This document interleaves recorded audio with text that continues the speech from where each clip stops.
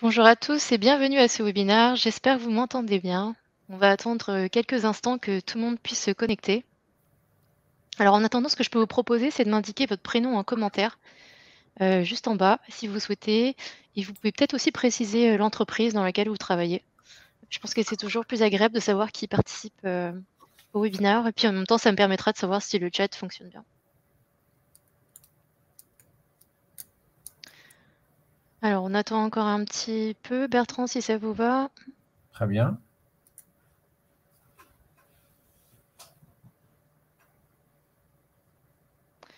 Ok, c'est parti, il est 15h01.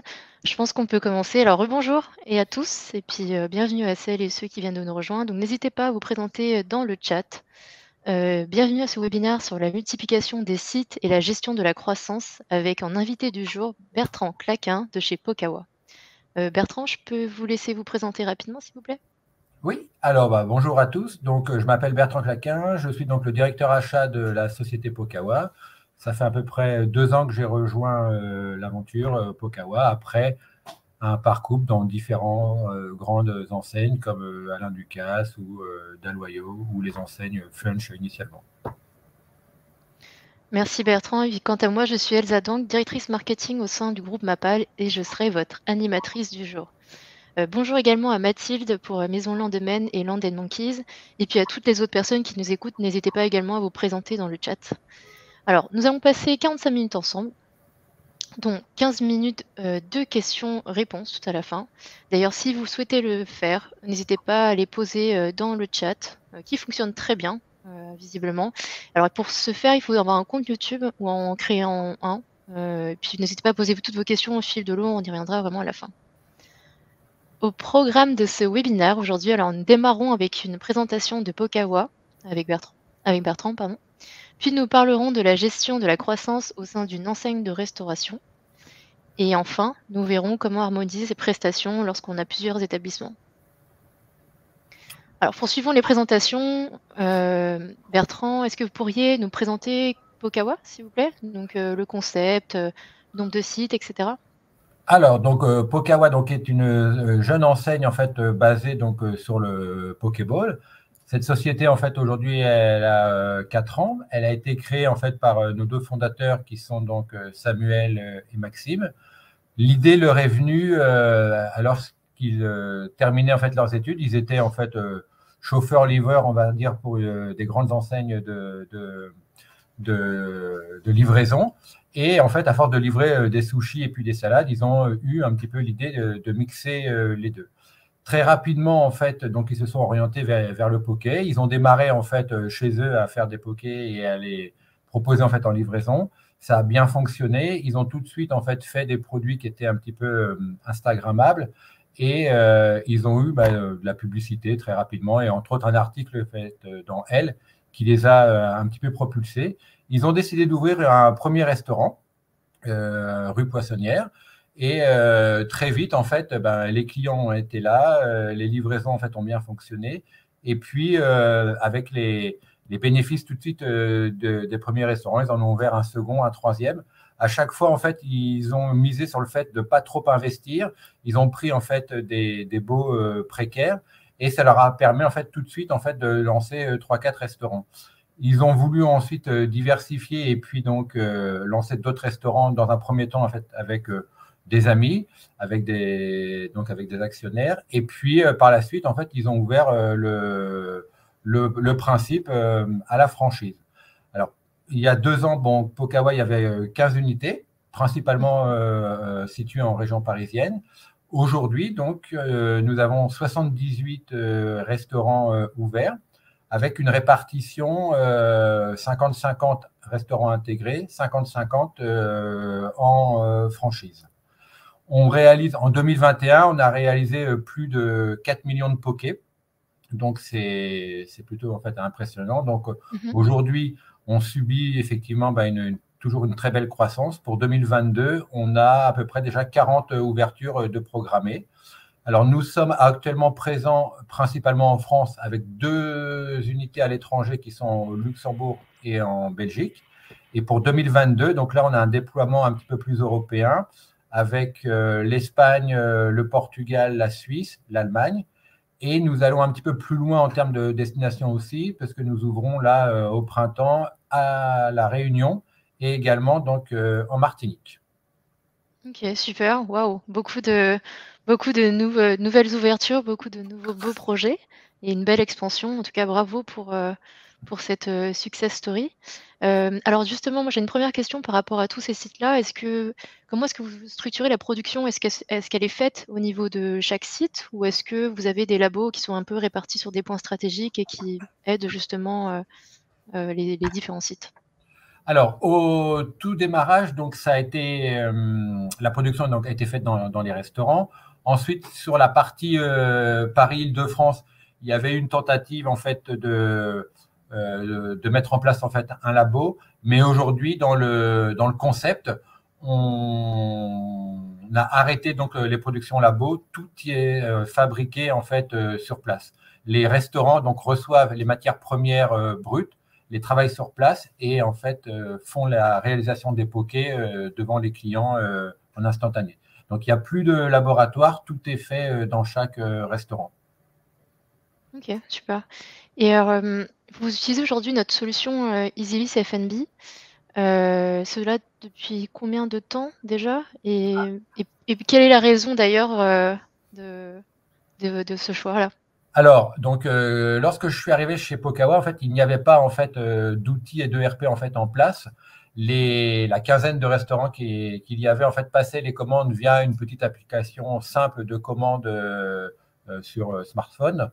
Donc, la stratégie a été effectivement de trouver un outil qui pourrait nous permettre effectivement de nous accompagner dans la croissance, de pouvoir effectivement donc passer nos commandes, faire nos réceptions, gérer nos stocks, faire nos inventaires, également donc pouvoir gérer notre food cost, donc ça voulait dire pouvoir établir des recettes et surtout pouvoir être relié à notre système de caisse que nous avions à l'époque, car on ne voulait pas le changer. Et Bien sûr. après, donc, une étude des différentes solutions disponibles sur le marché il y a 2 ans, on s'est orienté en fait vers la solution EasyList qui nous semblait effectivement la mieux correspondre à notre besoin et surtout en fait qui nous permettait de développer aussi bien en fait en interne qu'en franchise et nous accompagner dans notre croissance. Merci Bertrand pour ce retour. On va passer, si vous voulez bien, maintenant à la deuxième partie de ce webinaire qui va être consacrée à la gestion de la croissance au sein d'une enseigne de restauration. Et donc pour commencer, Bertrand, est-ce que vous pouvez nous rappeler, pour les personnes qui nous ont rejointes là en cours du webinaire, le nombre de sites à date et ce que vous avez prévu en termes d'ouverture sur l'année prochaine? Donc, moi, quand je suis arrivé donc, il y a 2 ans, il y avait 15 restaurants Pokawa. Aujourd'hui, donc, à fin 2021, on a donc 78 restaurants ouverts, répartis 50% franchise, 50% restaurants intégrés. Et pour 2022, on a donc à la date de ce jour une quarantaine d'ouvertures programmées. Donc, effectivement, ce sont des programmes en fait très ambitieux. Il faut préparer en fait cette croissance et donc surtout bien anticiper. Alors du coup, comment est-ce qu'on prépare cette croissance dans les grandes étapes? C'est quoi? Enfin, par où est-ce qu'on commence généralement? Alors, donc le commencement, en fait, quand vous êtes comme ça amené à avoir un fort développement dans un laps de temps assez court, il faut en fait avoir des bases et des fondations assez solides. Donc, en ce qui nous concerne, la première stratégie, c'était de pouvoir bien, dès la base, référencer des fournisseurs qui pouvaient être présents partout en fait, au niveau national et un petit peu international aussi, de façon à bien pouvoir livrer nos restaurants et avoir en fait donc un outil, et en l'occurrence, c'est EasyList qu'on avait choisi, pour pouvoir paramétrer correctement l'ensemble de toutes ces données et pour que les différents restaurants qui allaient ouvrir en fait puissent avoir un outil facile à utiliser. Donc ça, c'est pour la partie un petit peu opérationnelle. Ensuite, derrière, il faut bien sûr anticiper.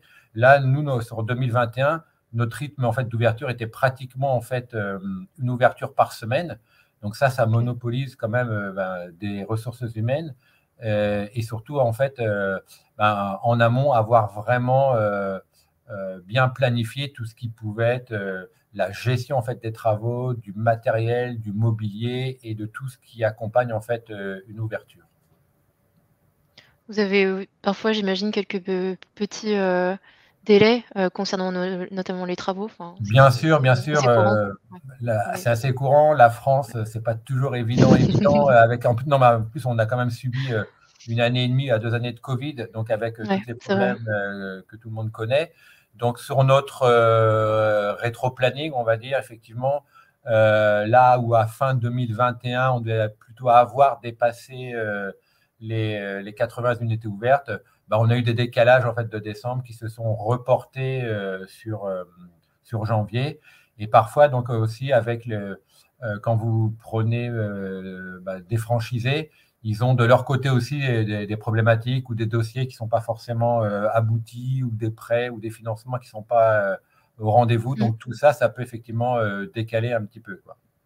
D'ailleurs, en parlant de franchisés, vous disiez tout à l'heure que vous étiez à peu près à 50 en propre et en franchise. Est-ce que enfin, comment est-ce que vous choisissez justement vos franchisés, aujourd'hui? Alors, la direction, en fait, elle a souhaité en fait que l'on conserve un grand nombre de restaurants intégrés. Mmh. D'une part, pour prouver que le modèle économique était viable.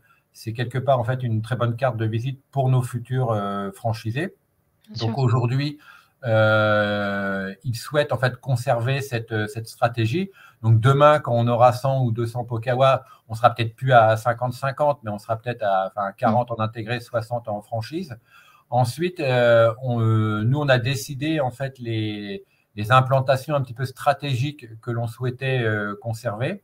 Et lorsque donc un franchisé donc, nous fait une demande, on étudie en fait avec lui par rapport aux villes existantes et Bien sûr. à la localisation qu'il envisage pour voir si c'est pas trop près d'un de nos restaurants, pour voir en fait s'il n'y a pas d'incompatibilité, pour voir s'il n'y a pas plusieurs franchisés sur le même secteur. Aujourd'hui, en fait, il y a un maillage en fait de la France qui a été fait. Il y a encore des places qui sont disponibles. Après, stratégiquement, il ne faut pas non plus arriver dans une ville et ouvrir tout de suite d'un coup 3 Pokawa dans la même ville. Il faut que Pokawa, c'est quand même encore assez parisien, même si ça se développe. Il faut en fait laisser le temps un petit peu à la clientèle et aux consommateurs en fait de s'habituer aux produits et au concept. Et ensuite, après, dans la logique, il n'y a pas de problème à avoir plusieurs Pokawa dans une même ville à partir du moment où ils ne sont pas dans des zones limitrophes trop proches. Et en particulier, donc là je rebondis sur le fait que nous aujourd'hui dans le concept de Pokawa, nos fondateurs dès le départ en fait ont intégré la logistique, la livraison avec Mmh. en fait les plateformes comme Deliveroo ou Uber Eats que vous connaissez. C'est-à-dire que dans notre modèle économique, dès le départ, en fait, ils se sont basés sur le fait que ce chiffre d'affaires représenterait au moins 60% du chiffre d'affaires global. Et donc, les marges reversées à ces plateformes ont été intégrées dans nos fautes de cause, si vous voulez. Bien sûr. Donc, aujourd'hui, quand on choisit en fait une implantation, on le fait également en fait en partenariat un petit peu avec ces agrégateurs parce qu'ils ont des bases de données très puissantes et ils savent en fait où sont les zones à forte demande et les zones où il y a une demande un petit peu plus faible. Donc ça nous permet d'accompagner aussi le franchisé dans le choix de la zone où il souhaite faire son implantation. D'accord. Je ne sais pas si les personnes qui nous écoutent ont entendu, retenu au moins une chose, comme moi, c'est qu'il reste dans le maillage, en tout cas, géographique de Pokawa, il reste des places. Donc Il si vous reste des êtes, places. franchisé, n'hésitez pas, à postuler, alors envoyez votre dossier et bonjour à Richard, pour traiteur cocotte, au Luxembourg. Là, j'en profite, je fais une petite parenthèse pour les personnes qui nous écoutent et n'hésitez pas également, à vous présenter dans le chat comme Mathilde et Richard. Alors par rapport justement pour revenir à ces franchisés, qu'est-ce que vous offrez, vous, chez Pokawa justement à chaque ouverture de restaurant?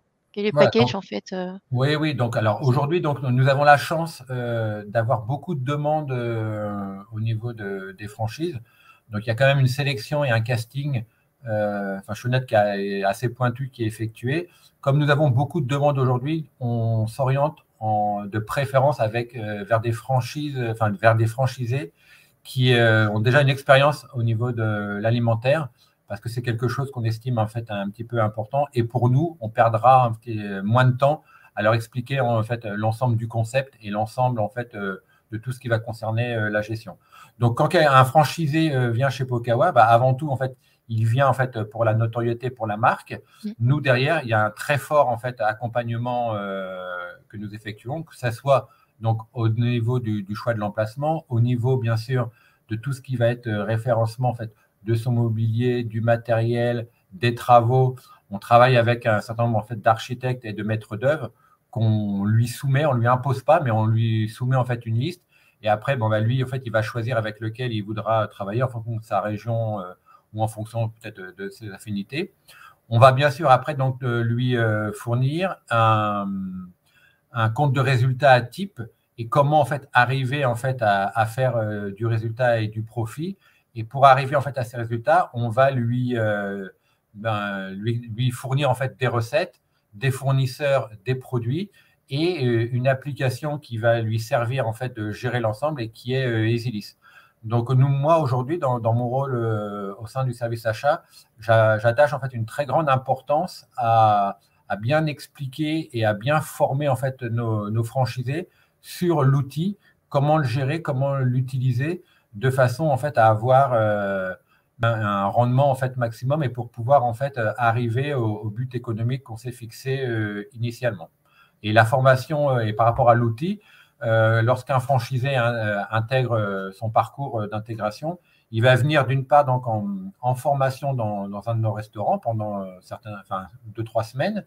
Donc là, il va être déjà sensibilisé en fait à l'outil EasyList et il va pouvoir en fait l'utiliser. Et ensuite, on propose en fait un module en fait de formation qui a été établi par rapport en fait à Pokawa, où là en fait il pourra découvrir et approfondir les différents domaines que seront le passage de commandes, la réception, les inventaires, la gestion des stocks, les sessions inter-restaurants. Et il y a certains modules qui sont un petit peu plus pointus et plus précis qui lui permettront également en fait d'établir son compte de résultat en fait en interne en intégrant les charges fixes, les frais de personnel et son chiffre d'affaires. Bah, justement, en parlant de chiffre d'affaires et de la solution, pour vous, c'est quoi les indicateurs clés de performance les plus importants? Et surtout, comment est-ce que la solution EasyList FNB que vous mentionnez là vous aide à les contrôler? Alors, aujourd'hui, bah, effectivement, ce qui intéresse le restaurateur ou le manager qui soit intégré ou franchisé, c'est effectivement la marge. Donc, la marge, rapidement, ça va être en fait la différence en fait entre le chiffre d'affaires qu'on va réaliser d'un côté et puis les achats qu'on va réaliser de l'autre, les achats de matières premières, les achats de packaging, les achats de produits d'entretien. Donc, aujourd'hui, l'outil EasyList, grâce en fait à la mise au point des recettes et également au fait que l'outil soit relié aux caisses, d'accord, ça permet en fait d'établir chaque jour en fait une consommation théorique. Donc j'explique un petit peu plus clairement. On va définir en fait donc des fiches de coûts avec des grammages et des ingrédients. Ok. Ensuite, le restaurant, lui, va faire en fait donc des commandes et des réceptions. Il va rentrer en stock ces quantités de matières premières. De l'autre côté, le logiciel EasyList va être relié en fait à la caisse. Donc nous, on travaille par exemple avec les caisses Zelti. Donc là, on va avoir les ventes, c'est-à-dire que par exemple, on va dire qu'on aura vendu 100 pokés saumon. Et comme 100 pokés saumon par rapport à la fiche technique, ça nécessite 100 fois 100 grammes de saumon, il va en fait déduire des stocks théoriques la quantité nécessaire à l'ensemble de ces recettes. Ça permet en fait du coup au manager donc de vérifier régulièrement si les stocks qu'il constate sont bien en fait en adéquation par rapport en fait aux stocks théoriques. Donc ça c'est vraiment donc une des forces de l'outil. Et donc également ce qu'on va regarder, c'est pour pouvoir en fait bien acheter derrière, c'est les volumes totaux en fait qu'on va faire sur l'ensemble en fait des restaurants. de façon à pouvoir passer des marchés et des achats en volume et négocier des tarifs qui soient plus attractifs et pour les intégrer et pour les franchisés. Ok, bah, super. Merci pour ce retour. D'ailleurs, est-ce que comme vous avez été un peu à l'origine de la mise en place d'un outil, bah, notamment celui d'EasyList FNB, est-ce que vous avez vous vu un peu la différence entre l'avant et l'après? Je ne sais pas sur le temps que vous avez potentiellement gagné, sur même vous en termes de reporting au niveau du groupe, etc. Oui, alors bah, en fait là, bon, il n'y a pas photo dans le sens où avant, il n'y avait rien.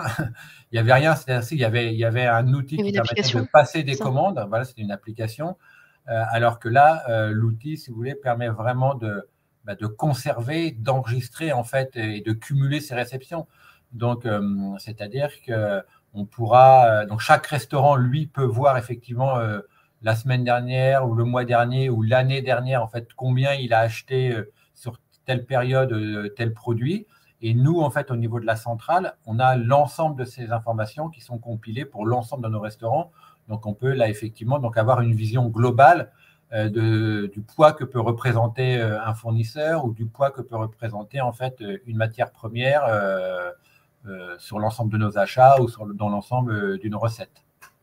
D'accord. D'ailleurs, en parlant d'achat, j'ai Richard dans le chat qui demande est-ce que les tarifs d'achat sont négociés sur le groupe pour assurer les food costs? Alors, exactement. Donc là, on peut parler effectivement aujourd'hui. Donc, Pokawa, donc c'est doté d'un service achat. Le service achat, en fait, sa mission, ça va pas être d'acheter au quotidien pour chaque restaurant. Sa mission, en fait, ça va être principalement de référencer en fait les produits et les fournisseurs et les prix. C'est-à-dire que nous, en fait, au sein du service achat, effectivement, on va référencer des fournisseurs, on va référencer des articles et on va négocier les prix pour l'ensemble des restaurants. Et donc, on a fait en sorte de sélectionner et de choisir des fournisseurs qui pouvaient nous assurer en fait des livraisons à travers toute la France. Donc, le Pokawa de Marseille achète au même prix chaque semaine les avocats que le Pokawa de Paris ou le Pokawa de Lille. Donc là, il y a vraiment en fait une unité de gestion. Et l'idée, effectivement, c'est que chaque consommateur, qu'il aille à Paris, Marseille ou Lille, lorsqu'il va consommer un shirashi saumon ou un poké thon, il retrouve en fait le même produit, quoi. Il retrouve le même produit. On a le même riz, on a les mêmes ingrédients, la même sauce.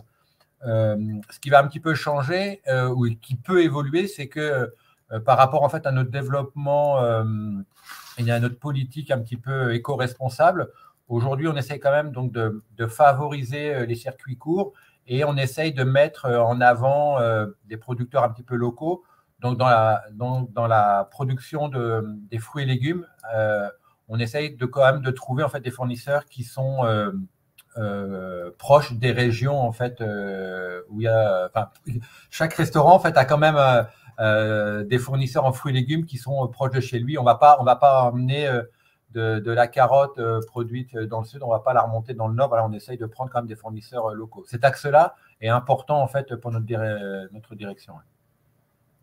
Ok, super. Bah, d'ailleurs, merci Richard parce que vous avez fait une très belle transition sur la prochaine partie et la dernière d'ailleurs sur l'harmonisation des prestations pour différents établissements.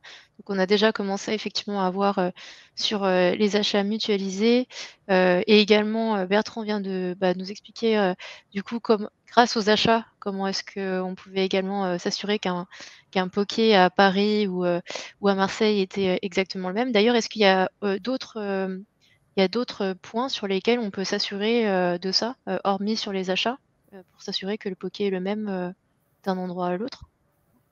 Comment nous on peut contrôler ça? Alors, comment on Alors, peut contrôler ça ou bien fournir, je alors, sais donc en pas, fait, des formations? il y a deux. Aujourd'hui, comme je vous ai dit tout à l'heure, j'essaye de vendre à chaque nouveau franchisé qui entre. Donc, j'essaye en fait de lui promouvoir en fait la solution EasyList parce que dans la solution EasyList, on va donc référencer l'ensemble en fait des fournisseurs, des produits, donc des mercuriales. Bien sûr. Aujourd'hui, dans un contrat de franchise, vous ne pouvez pas exiger à 100% que le franchisé en fait adhère à 100% à vos fournisseurs. Mais la pratique fait qu'aujourd'hui, ils y adhèrent à plus de 98%, en fait, ils y adhèrent. Si jamais, moi, le moyen que j'ai en fait de contrôler, si jamais il y a des choses qui dérapent, c'est qu'effectivement, comme je peux voir un petit peu quand même le ratio achat des uns des autres, si un franchisé en fait achetait son saumon en fait ailleurs, bah, très vite en fait son coût d'achat d'Easylis serait nettement plus faible que les autres et ça pourrait en fait effectivement nous mettre le doigt sur nous indiquer que il n'achète pas. Et après, je pourrais vérifier effectivement s'il passait bien ses commandes chez le fournisseur présélectionné initialement. Après, pour nous assurer effectivement qu'il n'y a pas de dérapage, ben, au sein de Pokawa, on a ce qu'on appelle des responsables en fait multisites et qui passent et qui tournent régulièrement dans tous les restaurants et ils vont vérifier que le packaging soit bien le packaging validé, que les recettes soient bien celles qui ont été définies et que derrière le poké soit réalisé en fait correct et que les fournisseurs et les matières premières soient bien les mêmes d'un Pokawa à l'autre. Donc c'est tout le moyen de contrôle en fait qui sont faits par nos multisites, que ça soit en intégré ou au niveau du franchisé. Le franchisé, il a l'obligation quand même de remplir en fait un cahier des charges et donc il a quand même l'obligation en fait de faire des pokés qui soient conformes à nos recettes, quoi. Un franchisé n'a pas le droit d'inventer un poké parce que il aura envie de faire un poké, je sais pas, mexicain parce qu'il aime bien le Mexique, quoi. Donc ça, non, ça marche pas. Ça. Ouais, j'imagine bien. D'ailleurs, est-ce que vous avez une formation justement pour les, enfin, vous avez des sessions de formation sur plusieurs jours, semaines, justement pour apprendre comment composer un poké pour les personnes qui en ont jamais fait, etc. Oui, donc comme je vous disais tout à l'heure, en fait, quand vous rentrez chez Pokawa, que ce soit en tant que manager intégré ou en manager de franchise, il y a tout un processus et un cursus où vous passez effectivement plusieurs semaines dans des restaurants formateurs qu'on appelle. Et là, en fait, vous allez pouvoir pratiquer en fait tous les postes et surtout pouvoir découvrir toutes les recettes et on va vous accompagner, on va vous épauler, on va vous apprendre en fait à faire des pokés, même si vous n'en avez jamais réalisé. Ok, super. Merci en tout cas Bertrand pour ces réponses. Nous allons désormais passer aux questions-réponses durant 15 minutes. Donc j'espère pour les personnes qui nous écoutent, si vous avez des questions, alors peut-être que vous n'avez pas de questions parce que tout était très clair et que Bertrand a très bien expliqué, mais si vous en avez d'autres que celles posées par Richard, n'hésitez pas à le faire dès maintenant dans les commentaires et pour pouvoir commenter, il vous suffit de vous connecter à votre compte YouTube ou bien d'en créer un rapidement. En attendant que les questions arrivent, déjà j'aimerais bien vous féliciter parce que pour nous, on est, chez Mapal et en tout cas également Easylis, on est très content de vous compter parmi nos clients et féliciter également pour toutes ces démarches et surtout pour la croissance que vous avez eue. Et par rapport justement, vous parliez tout à l'heure de tout ce qui était lié au processus, et cetera. Est-ce que en utilisant notre solution EasyCFNB, on peut dire que cet outil vous a aidé à améliorer tous les processus opérationnels, en quelque sorte? Oui, alors bien sûr, enfin, faut être honnête, ça nous a apporté énormément de choses. Où on a eu le plus de mal, et c'est pas forcément de votre faute, c'est la communication en fait entre la caisse et puis donc Easylis. Quand je dis la caisse, c'est donc Zelti et Easylis. Même si effectivement les liens existent, on peut parfois en fait communiquer ensemble mais pas se comprendre. C'est-à-dire que la caisse en fait peut envoyer en fait des informations vers Easylis et derrière en fait ça correspond pas en fait forcément à toute la bonne data, la bonne donnée. Là, la force d'Easylis, c'est que vous avez effectivement au sein de vos différents services ce que vous allez appeler vous des développeurs et par rapport en fait à un besoin ou un besoin plus défini ou besoin d'affiner quelque chose qu'on n'avait pas, on va dire, dans le module de base, on a trouvé des solutions en fait ensemble de façon à ce que la data puisse devenir vraiment puisse vraiment correspondre en fait à notre besoin et nous appuyer dans notre gestion. Ok, merci Bertrand. Alors on a d'autres questions qui sont arrivées entre-temps.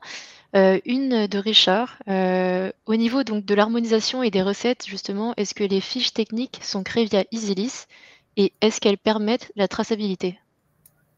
Alors, donc les fiches techniques, donc oui, elles sont donc créées via EasyList et là elles sont plutôt bien faites. Alors, c'est pas pour vanter EasyList, mais par rapport en fait à d'autres systèmes qui existent, quand je dis bien faites, ça veut dire que elles sont pas trop complexes et c'est surtout en fait elles permettent. Alors, je vais peut-être rentrer un petit peu dans du technique, mais elles permettent de faire des Oui. recettes et des sous-recettes. Je prends un exemple très simple. Aujourd'hui, chez Pokawa, en fait, on a différents pokés de base et ils sont en fait tous normalement composés de la même façon et il y a juste en fait la protéine qui va changer. La protéine, ça veut dire qu'il y en a un que vous allez faire au saumon, d'autres au thon, d'autres au poulet ou au falafel, mais quelque part vous aurez toujours en fait le riz, la mangue, le radis, le concombre, la carotte. Et donc du coup, quand on crée comme ça des recettes, on peut faire en fait des recettes de base ou enfin, ce qu'on appelle plutôt des sous-recettes.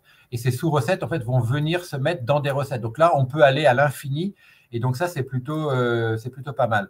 Après, ce qu'il y a également donc, de très bien dans EasyList, et ça, c'est très important, c'est qu'il gère bien tout ce que moi, je vais appeler les convertisseurs d'unités. C'est toujours, en fait, un petit peu le problème qu'on a avec tous ces logiciels. C'est-à-dire qu'un un fournisseur va peut-être me vendre je vais prendre un exemple simple, va me vendre peut-être l'avocat à la pièce, ok. Et moi, en fait, dans ma recette, en fait, j'ai dit en fait que j'utilisais 50 grammes net d'avocat. Ben là, vous allez bien pouvoir faire déjà en fait la conversion entre pièces et puis kilos. Et après, donc, l'outil vous permet également en fait de bien inclure en fait un coefficient de perte entre le cru et enfin, entre le brut et le net, entre le cuit et le cru. Donc, tous ces éléments, en fait, existent bien dans EasyList. Donc, ça, c'est plutôt bien. Au niveau de la traçabilité, donc, chez EasyList, il y a un module spécial, en fait, effectivement, traçabilité, qui va vous permettre, en fait, de faire, de rentrer, en fait, ce qui va être les numéros de lot, ce qui va être, en fait, même des photos, en fait, des étiquettes. Alors, nous, chez Pokawa, aujourd'hui, en fait, on ne l'utilise pas parce qu'avant que j'arrive, Pokawa avait quand même mis déjà en fait en place une solution pour la traçabilité parce que bon voilà, vous êtes tous dans la restauration, je ne vais pas vous expliquer que c'est quand même primordial.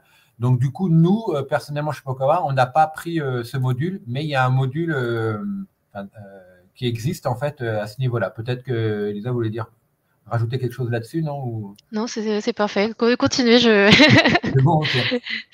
c'est nickel ce que vous dites. Voilà, mais alors après, donc, pour l'avoir quand même regardé un petit peu, donc la traçabilité, c'est un grand mot. Donc, la traçabilité, donc, vous allez faire des réceptions. Aux réceptions que vous allez faire, en gros, vous allez en fait allouer un numéro de lot en fait que votre fournisseur vous aura communiqué. Et c'est le numéro de lot, là, en fait, c'est lui qui va être suivi et qui va en fait au fur et à mesure en fait ou de vos productions ou de vos sorties de stock qui va être en fait épuisé et remis à zéro.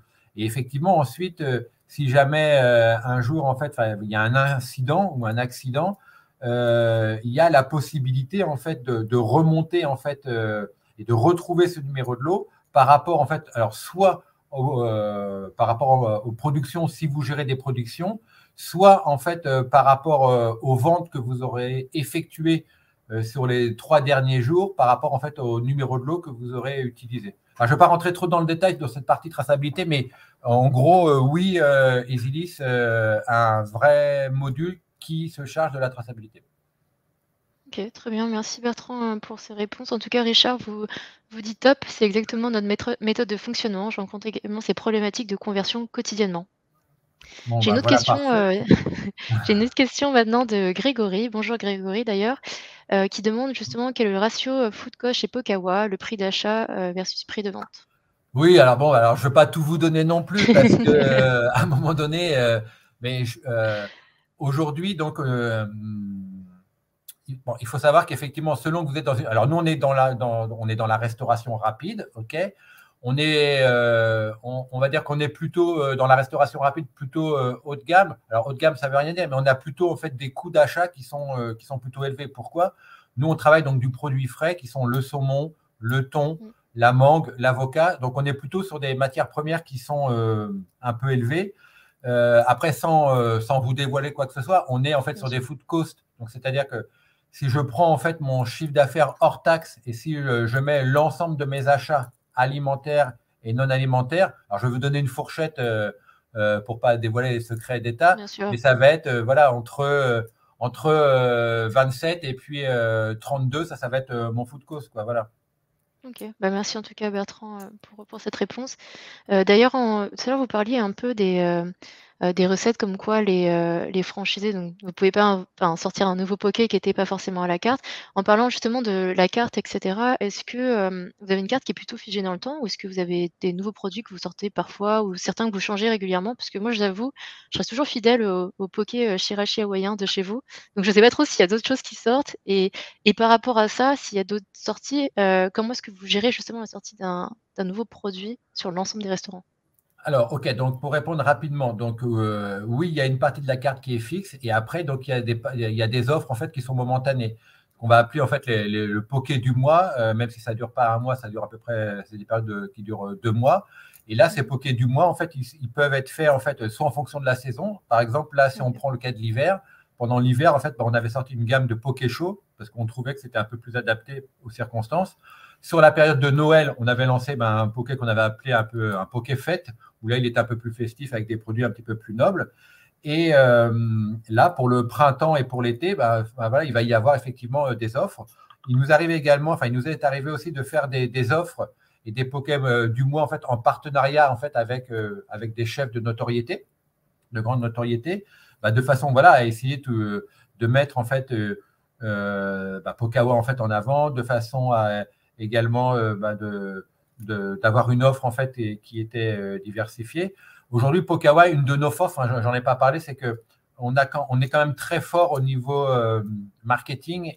Nos produits, enfin, on est très présent sur Instagram, sur TikTok. Euh, on est présent parce qu'en fait, on a des produits qui sont beaux, qui sont bons. On a des gens en fait, voilà, qui communiquent là-dessus. On a un bon réseau d'influenceurs avec lequel voilà, on travaille bien et surtout en fait, on a une population voilà qui adhère à ça et qui nous qui répond présente voilà qui répond présente à la demande quoi. Et ensuite le processus bon c'est comme dans toute entreprise il y a un besoin une demande en fait qui est émise on va dire par le service marketing. Nous au niveau des Mmh. achats on va faire un casting de produits qui pourraient correspondre à leur demande. Après on a chez nous un comité un comité produit, comité de dégustation, on va ou pas valider les produits, puis après on va rentrer dans le processus.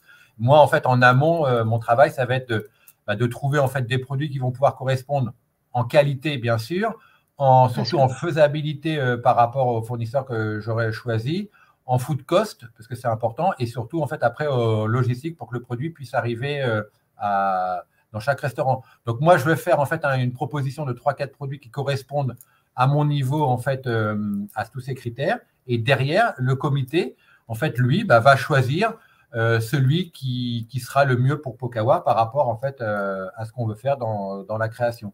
Aujourd'hui, donc, on a nos recettes d'un côté et c'est vrai qu'on est énormément sollicité. Tout le monde veut nous vendre, enfin, tout le monde veut vendre ses produits dans nos restaurants. Donc, Mmh. bon, voilà, on a voilà, on a régulièrement fait des tests et des dégustations pour voir effectivement si tel ou tel produit sera adapté à nos restaurants. D'ailleurs, Richard demande, est-ce que la R&D chez vous travaille directement sur, EasyList? Alors, la R&D ne travaille pas directement sur Isis, mais en fait, il pourrait. Là, en fait, il s'avère qu'aujourd'hui, l'administration d'Isilis, aujourd'hui, en fait, elle est au sein du service achat. Donc, ceux qui vont gérer et administrer en fait la base fournisseur, la base article, c'est au sein du service achat. Et quand on est en fait au stade de R&D, on ne sait pas encore vraiment quel produit et quel fournisseur en fait on va vraiment référencer en fait au final. Donc, il y a quand même tout un travail en fait préparatif et en amont qui se fait, on va dire, sur le papier.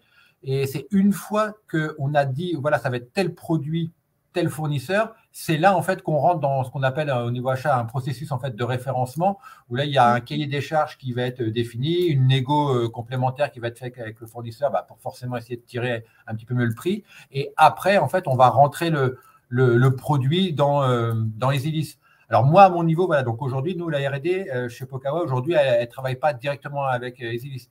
Par contre, si c'est la question concerne si est-ce que la R&D peut avoir accès à Easylist pour en fait déjà trouver en fait des produits ou avoir des prix, la réponse est oui.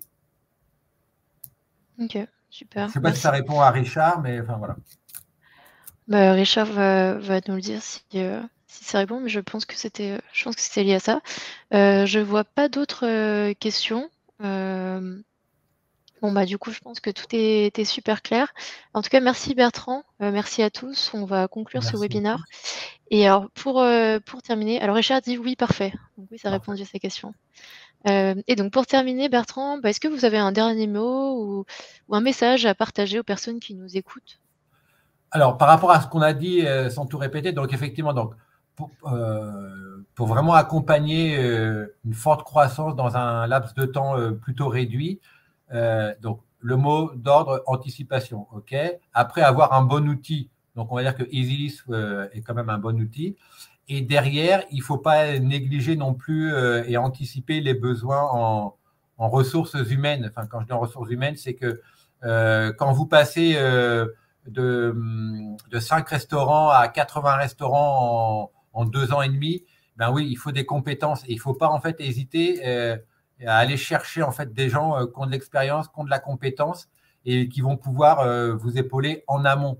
Parce que si en fait vous criez au secours, que vous en sortez plus une fois que vous êtes noyé, et ben là en fait vous risquez de faire capoter pas mal d'ouvertures. Donc il faut vraiment se blinder en amont. Donc effectivement, oui, ça peut avoir un coût. On est tous près de nos budgets, mais à partir du moment où vous sentez là que vous allez décoller, il faut blinder un petit peu derrière et pas être tout seul, parce que tout seul à la barre avec des ouvertures qui sont effectuées chaque semaine, vous ne pouvez pas gérer, quoi. Donc, il faut vraiment ne pas hésiter en fait à demander à votre direction, enfin, voilà, de mettre des compétences, enfin pas que aux achats, mais à tous les niveaux, d'avoir les bons outils, d'avoir des gens compétents en marketing, d'avoir des gens compétents pour encadrer effectivement toutes ces nouvelles franchises qui arrivent. Voilà un petit peu le mot de la fin. Merci Bertrand en tout cas pour ce partage d'expérience, pour ce mot de fin, ces conseils. Pour celles et ceux qui nous écoutent, donc en complément de ce qui a été dit, bon, enfin, j'ai pas vraiment beaucoup plus de compléments. Donc chez Mappal, on a plusieurs solutions et celle dont Bertrand vous parlait, donc c'était EasyList FNB, qui va vous aider en fait sur toute la partie optimisation de la gestion des achats, la production et également, bah, apparemment aussi, ça s'est confirmé là, accompagner dans la croissance de votre groupe et vous aider également à structurer vos processus opérationnels. Dans le chat, vous avez l'adresse pour avoir plus d'informations, donc www.mapal-du6os.com. Et si vous avez aimé ce webinaire et que vous souhaitez le partager, bah, sachez qu'il sera disponible sur notre page LinkedIn sous le nom de Mapal Group, entre parenthèses FR. Encore merci Bertrand d'avoir été là pour Merci à vous. ce retour. Merci à Marie également en backstage que vous ne voyez pas, qui a organisé tout ce webinaire. Et bien, je vous souhaite une très bonne journée à tous et à bientôt. Merci à tous.